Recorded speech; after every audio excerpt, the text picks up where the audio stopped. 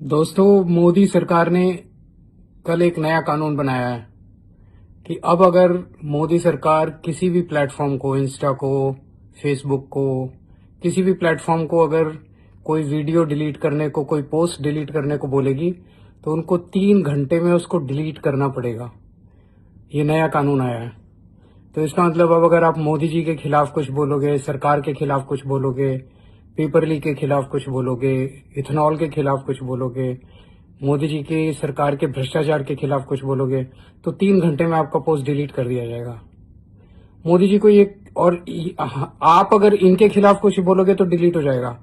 और अगर ये लोग दूसरों को गाली गलौज करेंगे, लड़कियों को गंदी गंदी गालियां देंगे, इनके लोग अगर गुंडागर्दी करेंगे, वो सरकार डिलीट नहीं कराएगी, वो रहेगा। मोदी जी ये क्यों कर रहे हैं? क्योंकि अब मोदी जी को इस देश के लोगों से डर लगने लगा है, युवाओं से डर लगने लगा है, बच्चों से डर लगने लगा है, लड़कियों से डर लगने लगा है। मोदी जी बहुत डरे हुए हैं। जंतर मंतर के आंदोलन के बाद तो मोदी जी बहुत ज्यादा डरे हुए हैं। इस डर का समाधान ये नहीं है कि आप लोगों की आवाज को दबाओगे। पिछले 10 साल मोदी जी ने आवाज दबाई, जंतर मंतर में लोगों का गुस्सा फूटा। इसका समाधान ये है कि मोदी जी कुछ अच्छे काम करें। 1-2 अच्छे काम करेंगे, लोग उनको खुद ही तारीफ करेंगे। जनता को कोई उनसे दुश्मनी थोड़ी है।